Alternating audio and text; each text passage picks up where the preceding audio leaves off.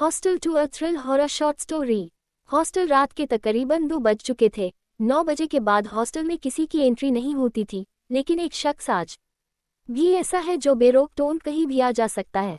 Hostel की parking में एक ब्लैक यामाहा बुड बुड बुड करती आकर खड़ी हो जाती है। उसमें से जो शख्स उतरता है वो देव है। लिफ्ट खुद बखुद उसके स्वागत में नीचे चली आती है। देव लिफ्ट में सवार जाने किस धुन में था। उसने डिब्बे से एक सिगरेट निकाली, मुंह में लगाया ही था कि सामने से एक खूबसूरत सा हाथ आगे बढ़कर लाइटर लिए हुए सिगरेट जलाने में मदद करता हुआ बोलता है, देव आखिर तुम आज फिर चले आए। देव ने बोला, इतना वक्त गुजारा है इस हॉस्टल में कि मर कर भी रूह कहीं और सुकून नहीं पाती है। और देव बेड पर धड़ाम से गिर जाता है। जाने कब उसकी आंख लग जाती है उसे समझ में नहीं आता।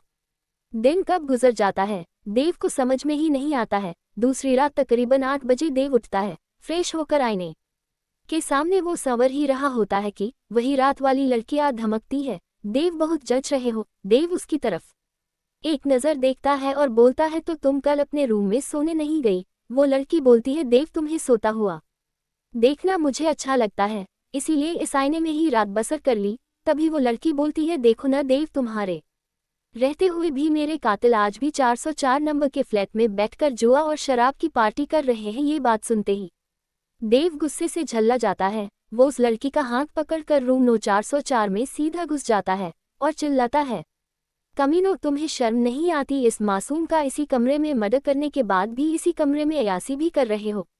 मगर उन लोगों पर देव की धमकियों का कोई असर नहीं होता है।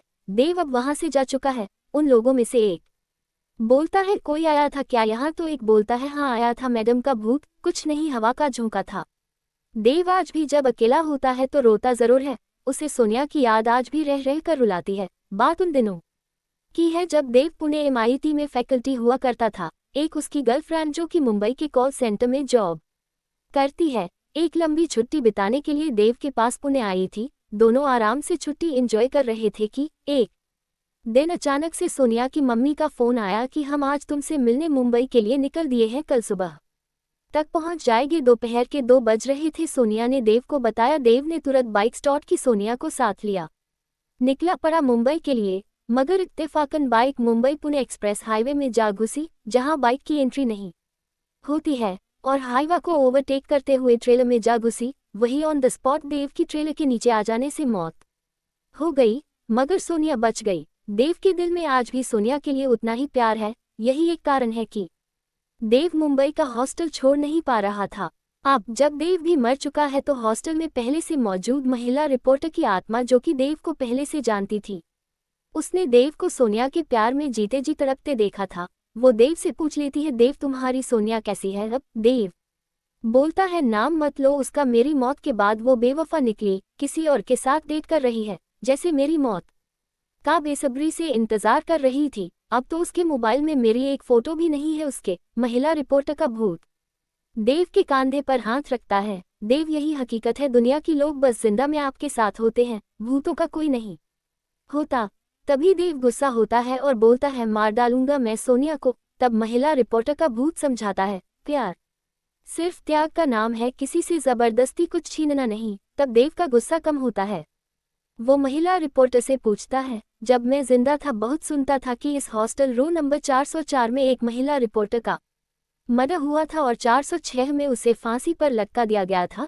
तब उस महिला रिपोर्टर का भूत रोने लगता है और बताता है कि बात उन दिनों की है जब ये बिल्डिंग अंडर कंस्ट्रक्शन में थी। बिल्डिंग बनाने में जो मटेरियल उपयोग हो रहा था वो घटिया क्वालिटी का था। उसने बिल्डर की पोल खोल दी थी, इसी के चलते बिल्डर ने उसका मर्डर करवा दिया था।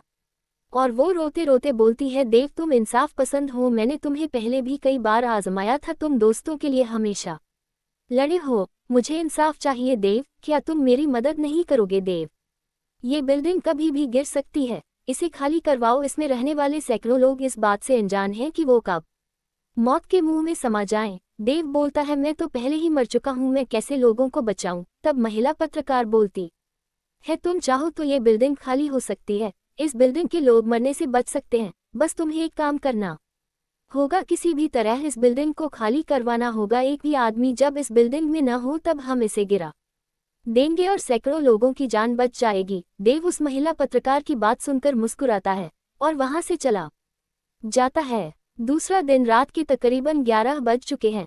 हॉस्टल के गेट पर एक शख्स की एंट्री होती है। वो लड़खड़ाती आवाज में बोलता है, बच्चन जी गेट खोलिए। बच्चन जी गेट खोलते हैं, सलाम वीर जी करते हैं और वीर जी के लिए लिफ्ट नीचे आती है। वीर जी अपने रूम में चले जाते हैं। वीर देव का रूम पार्टनर है और वार्डन विजयका का पेट चेला। देव की मौत के बाद वीर पूरी तरह से टूट चुका था। जब तक देव जिंदा था, गोरेगांव का शायद ही ऐसा कोई बार रहा होगा जहां देव ने वीर को बिठाकर शराब न पिलाई रही होगी। वीर रूम में जाता है, बेड पर धड़ाम से गिर जाता है। कुछ देर तक आंख बंद रखता है, तभी वीर को महसूस होता है उसके बाजू में कोई लेटा हुआ है। वीर आंख खोलता है, सामने देव का चेहरा देख कर वो दंग रह जाता है। वीर बोलता है, देव मेरा भाई कहाँ चला गया था तू? तेरे बिना मैं कितना अकेला हो गया था। देव मुस्कुराता हुआ बोलता है, कहीं नहीं, यही था मेरे भाई, तुझे छोड़कर मैं कैसे जा सकता हूँ। देव और वीर गले लिपट कर खूब रोते हैं। देव बोलता है, और बता क्या चल रहा है हॉस्टल में? मेरे जाने के बाद तो तुम लोगों ने खूब मस्ती की होगी। वीर बोलता है, नहीं यार, खड़ूस विजय का है न, साला कुछ करने ही नहीं देता। देव बोलता है, तेरी तो खूब बनती है विजयका से, तेरी तो हर बात मानता है वार्डन। हाँ वो तो अब भी मानता है। देव बोलता है, मेरा एक काम करेगा? वीर बोलता है, एक नहीं 100 काम करूँगा। तू बता तो मेरे यार, मेरे भाई देव, आई लव यू यार। देव बोलता है, वार्डन आर्मी रिटायर्ड है न? वीर बोलता है, हाँ यार, तभी तो इतना खड़ूस है। देव बोलता है, तू उसको बोल सर आप यहाँ के लड़कों के लिए इंस्पिरेशन हो, आप कुछ नया सिखाइए ताकि हम आपकी सिखाई बातों का अपने जीवन में कुछ अच्छा उपयोग कर सकें। वीर विजयका के पास जाता है, उसकी तारीफ में कसीदे कसता है। विजयका फूल कर कुप्पा हो जाता है। 26 जनवरी का दिन।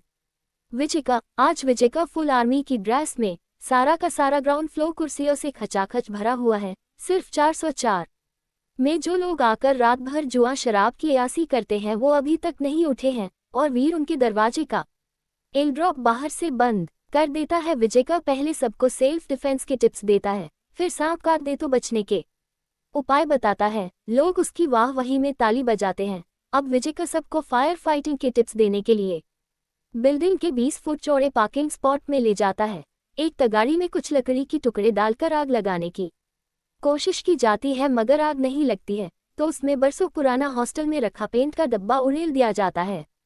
आग भड़क जाती, विजयका उस पर अग्निशामक यंत्र से गैस छोड़ता है। आग थोड़ा बुझती है और पेंट के छींटे उछलकर विजयका के ड्रेस में आ लगते हैं। विजयका और शिट करता हुआ भागता है, तभी आग विकराल रूप धारण कर लेती है। आग ग्राउंड फ्लोर को अपनी चपेट में लेती हुई फर्स्ट फ्लोर, फिर सेकंड फ्लोर, फिर थर्ड फ्लोर तक पहुंच जाती है, मगर विजयका फायर ब्रिगेड को फोन नहीं लगाता है क्योंकि आग तो उसी ने लगाई है। आजू बाजू की बिल्डिंग वाले फोन लगाते हैं। तब तक आग 4 फ्लोर भी खाक करती हुई 5वीं मंजिल तक पहुंच चुकी थी। 404 नंबर फ्लैट के 80 भी जलकर खाक हो चुके थे।